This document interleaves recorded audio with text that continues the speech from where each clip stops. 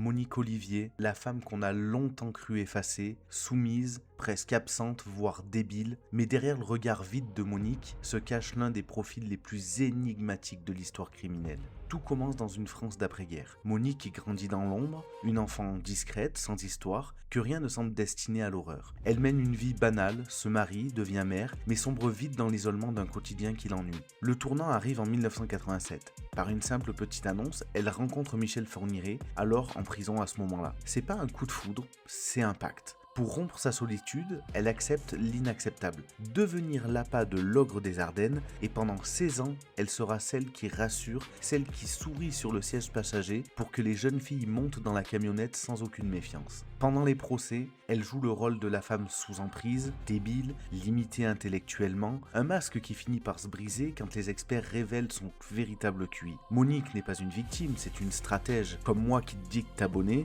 à cet instant précis, je sens que je suis un super stratège. Elle distille ses aveux au compte-gouttes, comme pour garder un dernier pouvoir sur les familles des victimes, d'Isabelle Laville ou encore d'Estelle Mouzin. Aujourd'hui, seule dans sa cellule, après la mort de son complice Michel Fourniret, l'ogre des Ardennes, elle reste le dernier coffre-fort des secrets enfouis. Monique Olivier n'était pas l'ombre de Fourniret, elle en était le moteur silencieux. La banalité du mal a désormais un visage, celui d'une femme ordinaire qui a choisi l'horreur pour exister. Dis-moi ce que t'en penses en commentaire, c'était les histoires de Kent, ciao.